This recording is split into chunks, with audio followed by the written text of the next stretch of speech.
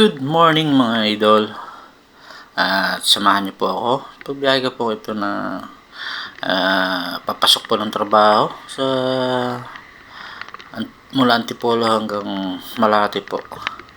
So ngayon po araw po ng Sabado, July 19, 2025 at kasalukuyang narito po sa ating bansa si Bagyong Krising.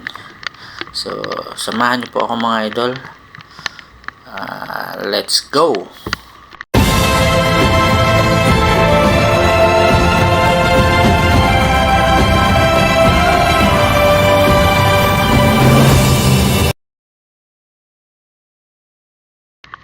So, ayan mga idol. At kasalukuyan po tayong bumibiyahe kasi may bagyo. Si Bagyong Krising. So, tuloy-tuloy pa rin po ang pasok natin. Ano po? Kasi kailangan dahil tayo po isa pong gwardiya. Kaya kailangan po talaga natin pumasok para makauwi naman yung kapalitan natin kasi 24 hours na po yun mga idol. Ito kahit masama ang panahon, napipilitan po pumasok kasi kailangan po. Dahil sa amin po kasi mga gwardiya ang kasabihan, before anything else, duty first. So kailangan natin yun kahit anong mangyari, kailangan mong unahin ang iyong duty. So yan po at kasalukuyan pong binabaybay itong sumulong highway po sa Antipolo. Papasok po ako ng trabaho. So tara po mga idol at samahan niyo po ako hanggang dulo.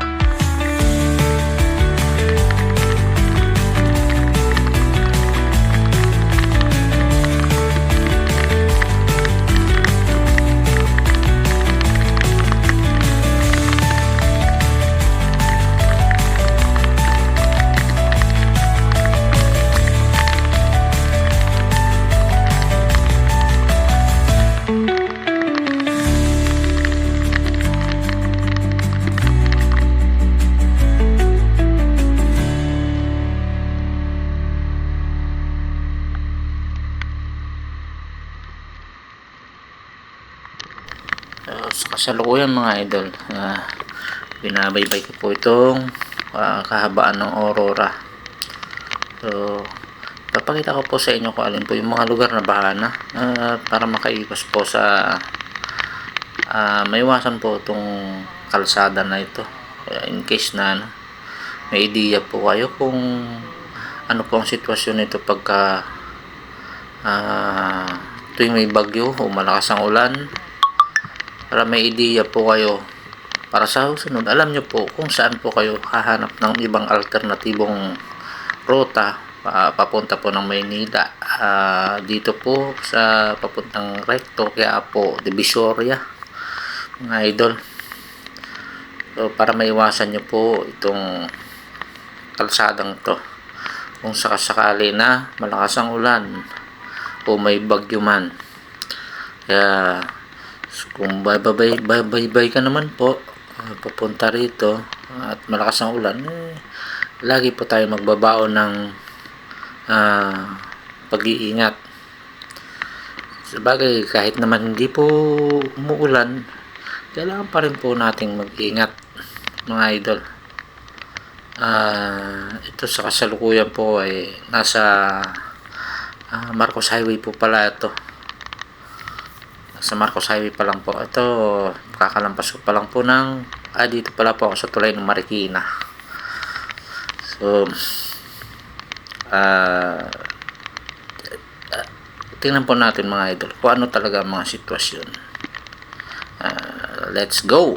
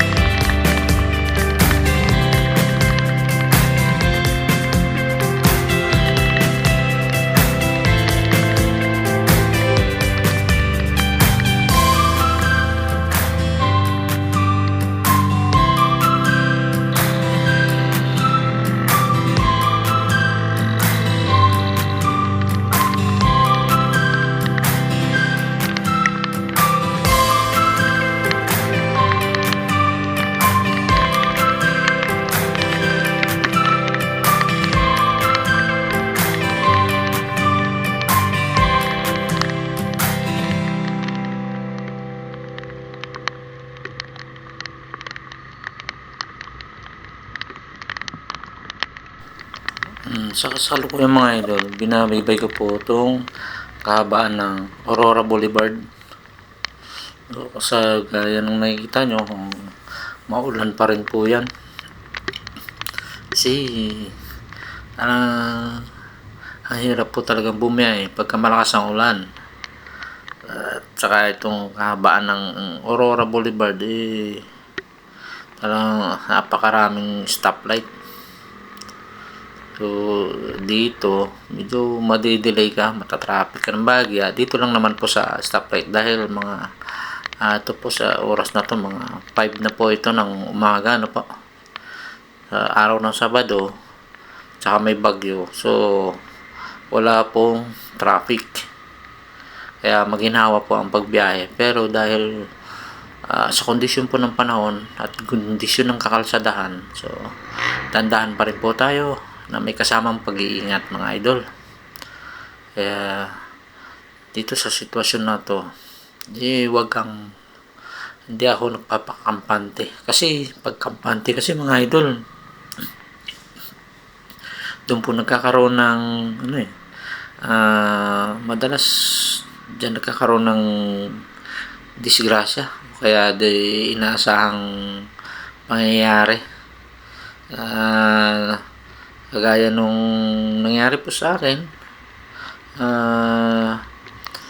kahit mabagal po yung takbo ko, sa 25 to 30 lamang po, so biglang tumigil yung sasakyan.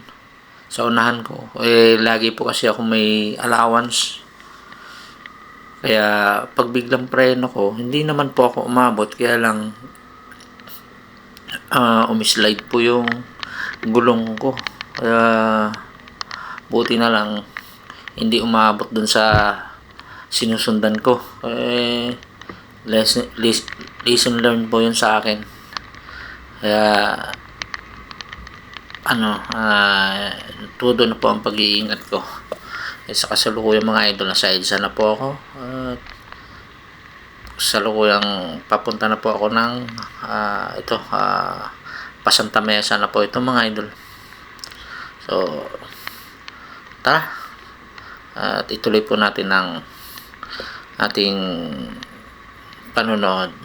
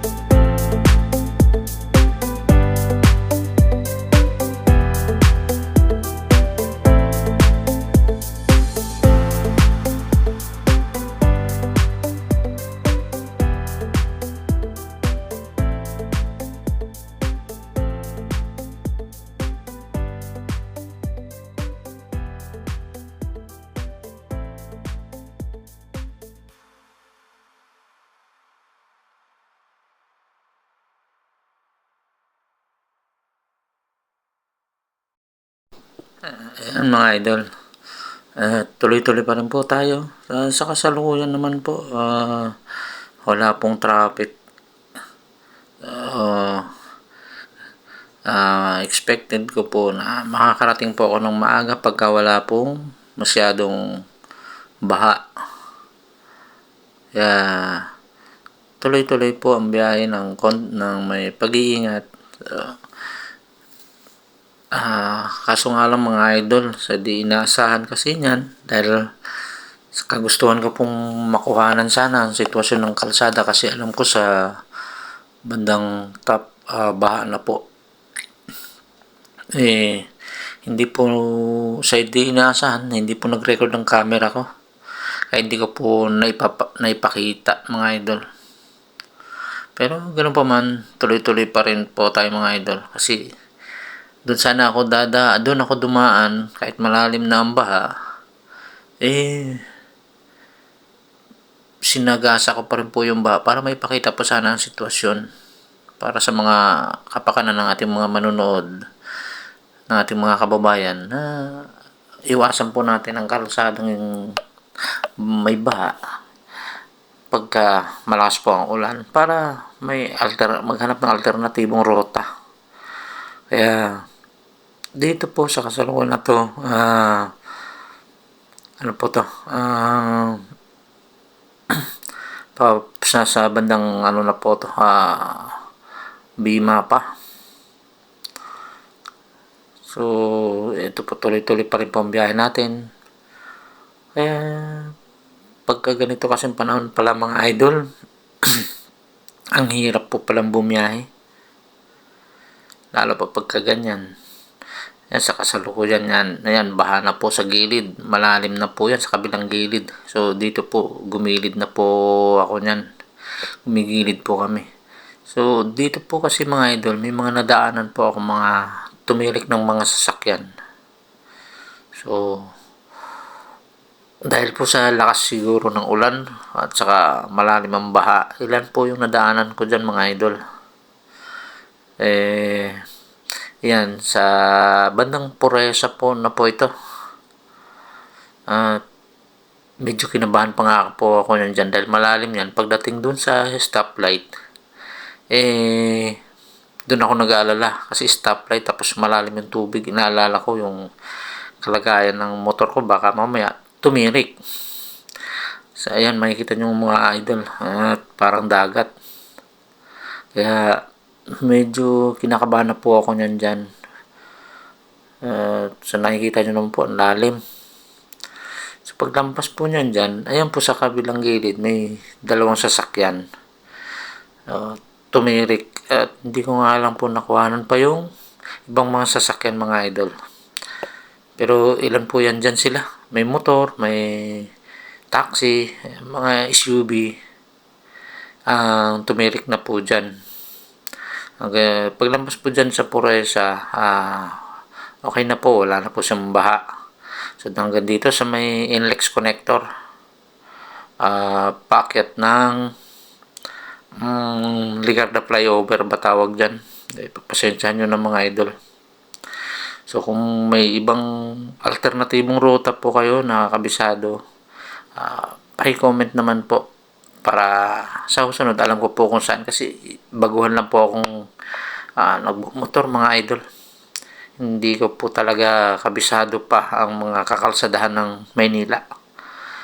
Kung saan lang po ako napadaan, nakabisado ko, doon lang po ako. So, ayan po mga idol, nasa Ligarda flyover na po. Pag ano po dyan, pagbaba, kaso naputol po kasi yung recording ng aking camera. Sayang talaga mga idol, nangihinayang ako dyan. Ang dami nung sinakripisyo ko, may mga sinakripisyo ako dyan para lang may pakita sana yung sitwasyon. Kaso nga lang mga idol, hindi ko po afford ang mga mamahaling camera, kaya hanggang sa mumurahin lang ako. Kaya pinagtsatsagaan ko lang talaga kung anong mga recording niya. Mga idol, nandito na po ako sa may Ligarda. Kaya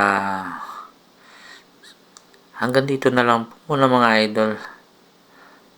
At bawi na lang po ako sa susunod na video para mabigyan po kayo ng kasiyahan. Sana po mag-enjoy po kayo. Maraming salamat po mga idolo.